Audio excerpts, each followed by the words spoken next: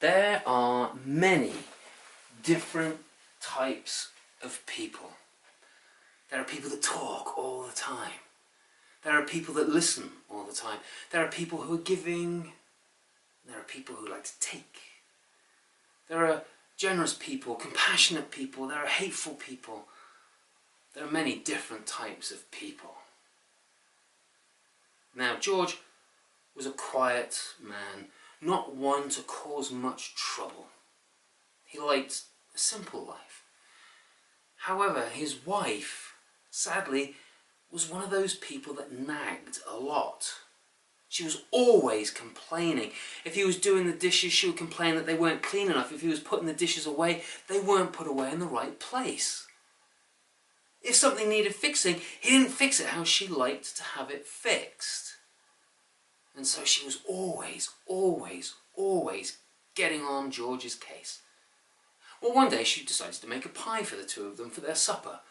And as she was mixing up the dough, she told George, handing him a pail, to go and get some berries. And so off he went. And when he went out into the woods, into the forest to gather those berries, he found the sounds so much more pleasant than the ones at his home. He heard the birds singing. He heard chipmunks and squirrels shouting and yelling at each other. He heard the trees talking with the wind. He heard a brook babbling by. And at one point he thought he heard the movement of a deer in the forest, but when he looked he could see nothing. And when he got home, the pail was empty still. Oh no. But before he could turn around, his wife had seen him. "Well, give us the berries then," she said. I think I forgot them." "What do you mean you think you've forgotten them? What kind of man forgets berries? The one thing I sent you out to do was to get berries. Good Lord above, have I got to do everything around here?" And she started griping and complaining, and she grabbed George by his ear and turned him back round, and the two of them went back towards the forest. "If I've got to show you how to do berries, I don't know why I married you." And on she went. And they took a different path, and George noticed that there was a hole in this path.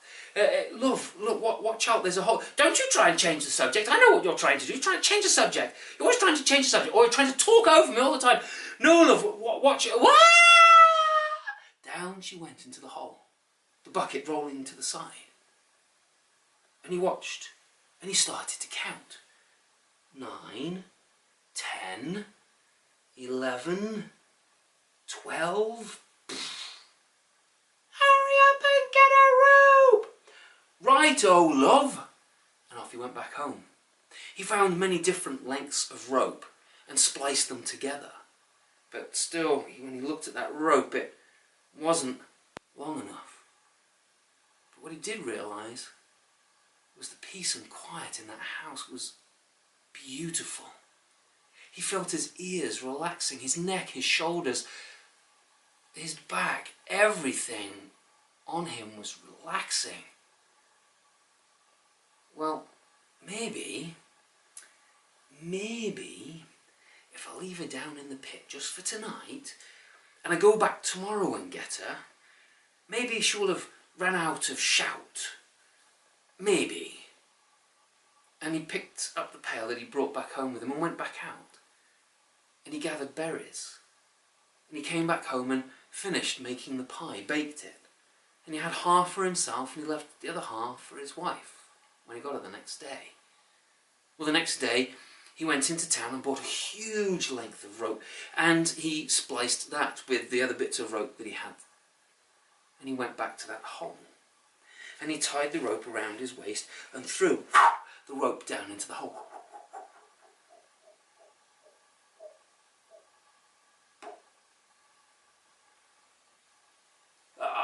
"I've got the rope for you, love."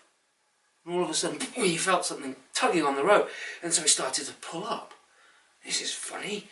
I'm sure my wife would be much lighter than this." And the rope started to move and tug against him.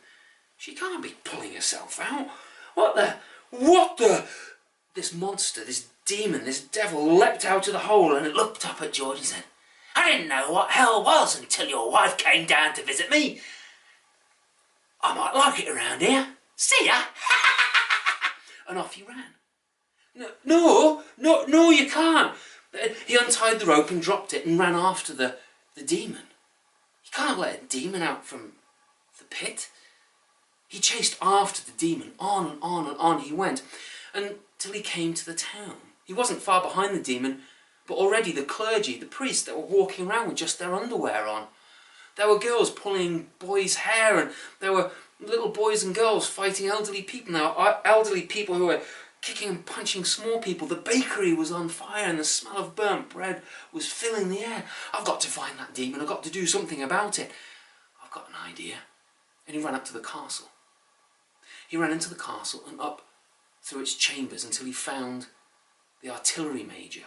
And he shook the artillery major. "Wake up, wake up!" because he was fast asleep at his table. "Wake up, wake up! What is it? What is it? What's going on?" Well, George explained what was going on and told the artillery major he had a plan. "Yes, that might work. Let's give it a try. I'll do what you need me to do, and you go and get that devil of yours." "Right-o," said George, and off he went. And as he came out of the castle, he saw the demon just about to go into the nunnery. "Stop! Stop! Don't go in there! No, there's an emergency. You got a problem. I need to talk to you." "What's he talking about? You got a problem?" "It's the nunnery. Come here, quick, come here." "Make it quick, then." And the demon came over. "Look, you don't understand it. My wife, she found a way out of that pit. She climbed up out of that pit, and she's looking for you." "What do you mean she's looking for me?" "One of the cannon from the castle fired. Did you hear that noise?" "Yes, of course I heard that noise. Who didn't hear that noise?" "That's my wife. She's knocking down people's doors looking for you. She's taken a liking to you." The cannon fired again. "There goes another door." "Another door? She's looking for me?" "Yes, she must have taken a fancy to you or something." "Oh my gosh, I don't want to be captured by her again. She was terrible. What shall I do?" "Well, the only thing that I can think of, I know the perfect thing. Yes. Go back to your hole. I'll go with you. We'll go back to your hole and I'll lower you back down into the pit and I'll leave a rock over it. She'll never think of looking for you there." "Are you sure?" "Yes, it's the last place she'll think to look, because that's where you come from." Yes, you're right.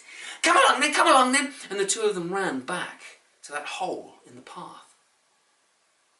And George once more tied the rope around his waist, and the demon bounced down the rope. And when the rope went slack, George very quickly untied the rope and threw it down, and he just in time to hear his wife say, "So that's where you've been, you little demon, leaving me with all this ash and all this dirt and soot. It's a disgusting mess. Now you need to help me clear this up." George nodded. He saw a large rock that was larger than the size of the hole, and he rolled it over and sealed the pit. "I'm sure they'll make a much better couple than she and I ever did.